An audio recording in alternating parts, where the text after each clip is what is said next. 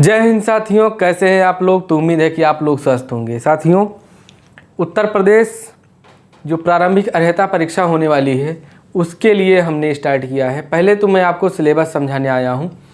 Syllabus क्या है, बहुत से लोग हैं जो सिलेबस जानते हैं और बहुत से लोग हैं जो सिलेबस नहीं जानते हैं।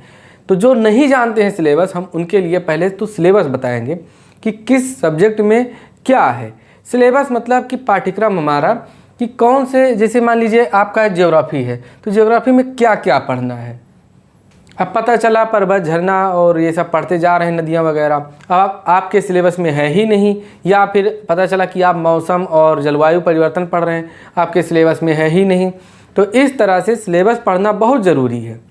तो हमने सबसे पहले किसका सिलेबस जाना, तो सबसे पहले हम हिंदी का सिलेबस आपको बताया कि हिंदी में क्या है, और कंपेयर किया हमने कि हिंदी और सहायक समीक्षा अधिकारी और समीक्षा अधिकारी मतलब आर ओ और पेट का मैंने कंपैरिजन किया कि क्या है, कितना सिलेबस सेम है, कितना डिफरेंस है। और उस हिसाब से हम पर डे आपको 10 का दम एक सीरीज ला रहे हैं, जिसमें से 10 विलोम शब्द और 10 वाक्यांश के लिए एक शब्द हम आपको वीडियो में देते हैं पर डे सुबह 7 बजे। तो इतना करने के बाद जिस दिन मेरा वीडियो, मैं पहले सोच रहा हूँ कि आपको पहले ये जो पेट का है सिलेबस पूरा एनालिसिस करा दूँ। मैं सोच रहा था कि पूरा PDF बना के फिर एक ही स्क्रीन पे मैं उसको बताऊँ, लेकिन समय का अभाव होने के कारण मैं इसी में आपको बताता हूँ सिलेबस। तो सिलेबस सबसे पहले हिंदी का मैंने अभी बताया, जैसे कि हिंदी का सिलेबस हमने बताया, और सामान्य जागरूकता जिसको GA कहते हैं, जनरल अवेयरनेस कहते हैं, उसका सिलेबस हमने जाना।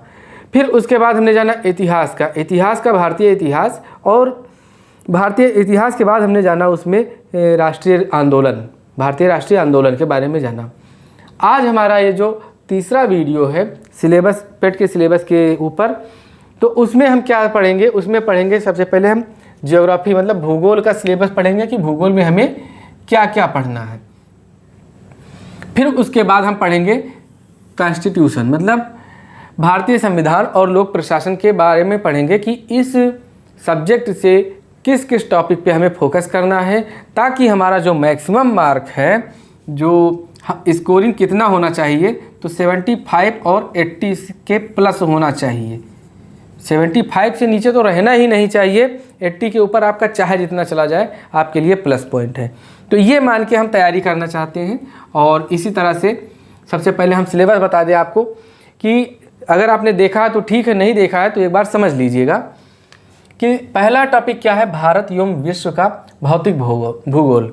तो भारत एवं विश्व का भौतिक भूगोल के बारे में हम क्या पढ़ेंगे, भारत को कितने प्राकृतिक या भौतिक भागों में बांटा गया है इसके बारे में पढ़ेंगे, कौन कौन से भारत के भौतिक अंग हैं इनके बारे में पढ़ेंगे। दूसरा है नदियाँ, दूसरा जो टॉपिक हमारा है नदियाँ तथा नदियों की घाटी। तो भारत और विश्व में विश्व की प्रमुख नदियाँ और भारत की जो नदियाँ हैं नदी तंत्र पूरा पढ़ेंगे। और हमने पहले पढ़ा दिया है इसका ग्राम विकास अधिकारी की परीक्षा में, और मुझे लगता है कि वो वीडियो अगर आप देख लेंगे तो वास्तव में कि आपके लिए वो कारगर साबित होगा। इतना डीपली और इतना अच्छे से मैंने बताया है उसको कि मैं खुद भी जब उस वीडियो को देखता हूँ तो मुझे खुद ही विश्वास नहीं होता है कि हाँ ये मैंने पढ़ाया है आपको। तो ये टॉपिक तो आपका कंप्लीट है, नदियाँ तथा नदियों की घाटी, ये आपका टॉपिक कंप्लीट है। अगर आप कहेंगे तो इसका मैं प्रैक्टिस वाइज में लाऊंगा आपका ये बैच, मतलब बैच नहीं, ये वीडियो लाऊंगा प्रैक्टिस वाले कि प्रैक्टिस आप कर सकें। फिर अगला टॉपिक जो तीसरा टॉपिक है भूजल संसाधन। बहुत ज़रूरी है भूजल संसाधन के बारे में जानना, उसको कैसे संरक्षित किया जाए इसके बारे में हम इसमें पढ़ेंगे। भूजल संसाधन के बारे में क्या होता है भूजल, इसके बारे में भी पढ़ेंगे। फिर अगला टॉपिक है पर्वत, पहाड़ियाँ और हिमनद। हिमनद को तो नहीं पढ़ाया है, लेकिन पर्वत और पहाड़ियाँ हमने पढ़ा दिया है। लेकिन फिर भी अगर आप कहेंगे तो आपको नए सिरे से पर्वत और पहाड़ियाँ मैप पे मैं बताऊंगा आपको कि भारत के पूरे पर्वतों को पढ़ेंगे, उनकी सर्वोच्च चोटियाँ पढ़ेंगे, कौन सी नदियाँ उनसे निकलती हैं इसके बारे में पढ़ेंगे। तो सारी चीज़ें मैं पढ़ाऊँगा आपको इस पर। पहले सिलेबस आप मोटा मोटा समझ लीजिए पढ़ना क्या क्या है।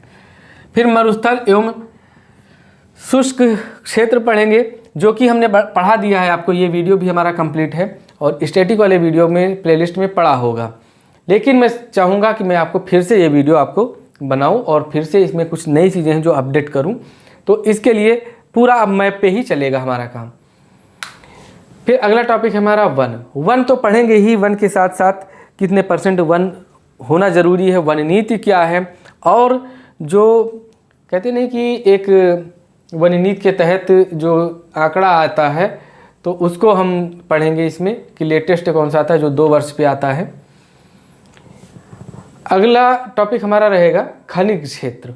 खनिज क्षेत्र विशेषकर भारत में ये दर्शाया गया है उसमें सिलेबस में कि विशेषकर हम भारत का खनिज क्षेत्र पढ़ेंगे कि लोहा कहाँ पाया जाता है, लौह अयस्क कहाँ पाया जाता है, एल्युमिनियम कहाँ पाया जाता है, चांदी कहाँ पाई जाती है, तो सोना कहाँ पाया जाता है, हीरा कहाँ पाया जाता है, इनके खदान कहाँ हैं और इन खदानों में क्या क्या मतलब कहाँ स्थित हैं, किस राज्य में हैं, ये सारी चीज़ें हम पढ़ेंगे।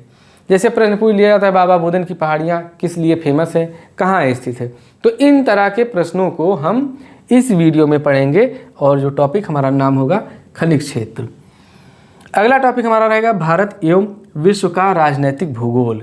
भारत एवं विश्व का राजनीतिक भूगोल मतलब भारत और विश्व के पड़ोसी देशों के बारे में चर्चा करेंगे, उनके आंतरिक जो जैसे भारत है तो उसके हम राज्यों के बारे में, कौन सी राज्य उसकी क्या अवस्थिति है ये हम जानेंगे, और विश्व में समस्त देशों के जैसे महाद्वीप वाइज उठाएंगे कि कौन सा महाद्वीप किस महाद्वीप में कौन कौन से देश हैं उनके बारे में हम चर्चा करेंगे। अगला टॉपिक जलवायु तथा मौसम का है। जलवायु क्या है, मौसम क्या है, कैसे जो हमारा कहते नहीं है कि जलवायु परिवर्तन हो रहा है उस पर क्या हमारे जो विचार होने चाहिए रोकने के लिए, उसको किस तरह से सस्टेनेबिलिटी की बात की जाती है जलवायु परिवर्तन पर, इन सब चीज़ों को इसके बारे में जानेंगे और यही हमें पढ़ना, इसी से क्वेश्चन आएगा आपका। फिर टाइम जोन, भारत को और विश्व को कुल कितने टाइम जोन में बांटा गया है, भारत का जो है टाइम जोन क्या है, कहाँ से लिया जाता है, कितने राज्यों से गुजरता है, इनके बारे में हम बात करेंगे। फिर अगला जो लास्ट है भूगोल का, जनसांख्यिकीय परिवर्तन तथा प्रवास, इसके बारे में बात करेंगे और इसी में हम जनगणना के बारे में भी बात कर लेंगे। तो ये था हमारा भूगोल का। भूगोल के कितने टॉपिक, तो टोटल दिखने में तो आपको लग रहे होंगे 1 2 3 4 5 6 7 8 9 10 11, लेकिन 11 नहीं है, 11 के जितने भी हैं दूना 22 समझ लीजिए टॉपिक हैं लगभग। इसी तरह से भारतीय संविधान एवं लोक प्रशासन में क्या क्या हम पढ़ेंगे, तो इसमें सबसे पहला टॉपिक हम पढ़ेंगे भारतीय संविधान। तो संविधान मतलब भारतीय संविधान का ओवरऑल व्यू, जैसे प्रस्तावना वगैरह ये सब हम पढ़ेंगे। दूसरा टॉपिक क्या, भारतीय संविधान की प्रमुख विशेषताएं। 4 ऑप्शन दे दिया जाता है, पूछ लिया जाता है निम्नलिखित में से भारतीय संविधान की कौन सी विशेषताएं नहीं है या कौन सी विशेषता नहीं है, या फिर पूछ लिया जाएगा कि निम्नलिखित में से कौन कौन सी विशेषताएं भारतीय संविधान की हैं। तो क्या हैं विशेषताएं, तो इनके बारे में हम चर्चा करेंगे दूसरे वीडियो में। तीसरा वीडियो मौलिक अधिकार हमारा रहेगा। मौलिक अधिकार में 12 से 35 जो भाग 3 में है इनके बारे में चर्चा करेंगे। चौथा वीडियो हमारा रहेगा DPSP, जिसको directive principle of state policy कहते हैं, मतलब राज्य के नीति निर्देशक तत्वों के बारे में हम चर्चा करेंगे DPSP में। फिर अगला वीडियो हमारा रहेगा मौलिक कर्तव्य। कौन कौन से मौलिक कर्तव्य हैं, मूल संविधान में कितने थे, इनको मूल संविधान में थे या नहीं थे ये हम चर्चा करेंगे, और अगर नहीं थे तो जोड़े कब गए, किस कमेटी के सिफारिश पे जोड़े गए इसके बारे में, और किस अनुच्छेद के तहत रखे गए हैं ये हम बात करेंगे मौलिक कर्तव्य में। फिर बात करेंगे हम अगला वीडियो जो संसदीय प्रणाली होती है और संघीय प्रणाली, दोनों में अंतर क्या है, क्या होती है संसदीय प्रणाली, क्या होती है संघीय प्रणाली, इसके बारे में बात करेंगे। तो संसदीय प्रणाली और संघीय प्रणाली। फिर हम संघ एवं केंद्र शासित प्रदेशों के बारे में बात करेंगे, और उसके बाद हम बात करेंगे केंद्र राज्य संबंध। तो 1 और 11 मतलब भाग 11 में किसका उपबंध है, केंद्र राज्य संबंध का जो प्रावधान है उसके बारे में बात करेंगे। फिर सर्वोच्च न्यायालय बात करेंगे, सर्वोच्च न्यायालय के बारे में जानेंगे कौन कौन से अनुच्छेद हैं, किस भाग में है। उच्च न्यायालय के बारे में बात करेंगे, जिला प्रशासन के बारे में बात करेंगे जिसको डिस्ट्रिक्ट कोर्ट कहते हैं, और जिला प्रशासन के बारे में भी बात करेंगे। स्थानीय निकाय तथा पंचायती राज संस्थाएं, पंचायती राज संस्थाओं में जैसे कि हो गया नगर पंचायत और ग्राम पंचायतों, इनके बारे में बात करेंगे। और सबसे ज़्यादा जो इम्पॉर्टेंट है कि इनके अनुच्छेद, ग्राम पंचायतों में कुल कितने अनुच्छेद हैं, क्या क्या प्रावधान है, वो सब हम बात करेंगे इस लास्ट वीडियो में। तो ये था हमारा भूगोल और क्या कहते हैं भारतीय संविधान एवं लोक प्रशासन से संबंधित सिलेबस, जो उत्तर प्रदेश पेट PET, UP PET का सिलेबस है जो 2023 की परीक्षा होने वाली है। क्यों इसके लिए हम लोग ज़्यादा परेशान हैं? क्योंकि इसमें मैक्सिमम ऑब्टेनिंग मार्क या फिर मैक्सिमम गेनिंग मार्क जो है वो मायने रखेंगे हमारे आने वाली अगली वैकेंसी में, कि हम किस तरह से उसमें फाइट करेंगे। पेट देखो देंगे तो 40 लाख से कम तो पेट का एग्ज़ाम देंगे ही नहीं। तो 40 लाख जो देंगे उनसे हमें नहीं फाइट करना है, हमें ओवरऑल मान लो कि हाँ 50,000 लड़के जो ऐसे हैं क्रीमी लेयर वाले, उनसे फाइट करना है। उनसे फाइट करने के लिए आपको 100 में से लगभग 80 प्लस नंबर आपके आने चाहिए। मतलब 99 के बाद पॉइंट में जितने भी अंक आप लगा दें, परसेंटाइल आपका उतना जब रहेगा तब जाके आप किसी भी वैकेंसी के लिए बिल्कुल ये मान के चलिए कि हाँ सेफ जोन में रहेंगे। बाकी क्या 40 लाख आएंगे, कुंभ मेला देखकर चले जाएंगे और दुनिया की शिकायतें रहेंगी, बस नहीं मिली, ये नहीं मिला, वो नहीं मिला। हम तो कहते हैं जिनकी तैयारी नहीं है तो क्यों डालें फॉर्म।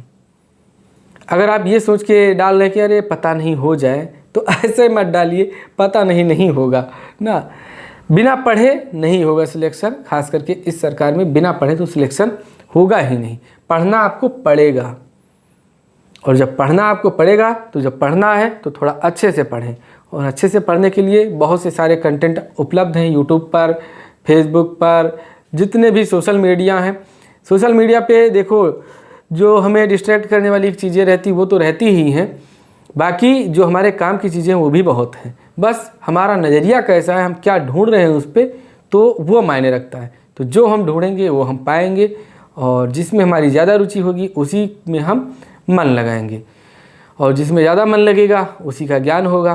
तो इसीलिए बार बार कहता हूँ, पढ़ते रहिए, पढ़ते रहिए, पढ़ते रहिए। पढ़ने से ही कल्याण होगा, बाकी तो बाकी सारी चीज़ें मोह माया है। ठीक है दोस्तों, मिलते हैं आपसे नेक्स्ट वीडियो में। अब हमारा क्या सिलेबस बचा? सिलेबस हमारा बचा है अब सामान्य विज्ञान। सामान्य विज्ञान का और भारतीय अर्थव्यवस्था में कौन कौन से टॉपिक पूछे गए हैं, इसका मैं एक अलग लाऊंगा, उसमें मैं बात करूंगा कि क्या क्या सिलेबस बचा है। ठीक है, मिलते हैं आपसे नेक्स्ट वीडियो में। तब तक के लिए नमस्कार, जय हिंद।